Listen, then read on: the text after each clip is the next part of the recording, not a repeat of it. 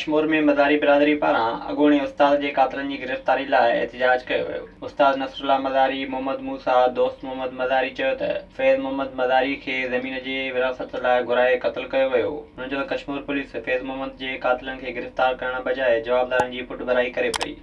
कातिल गिरफ़्तार करण के बजाय कल अॼु जेको आहे पुलिस उन्हनि जे जेको आहे बाक़ाइदे साथारी ॾिठो वियो ऐं उन खे जेको आहे ईअं सम्झो वियो ॼण त उनखे प्राइवेट मुहाफ़िज़ जीअं थींदा आहिनि उनखे जेको आहे प्रोटोकॉल ॾियणु सभु शइ।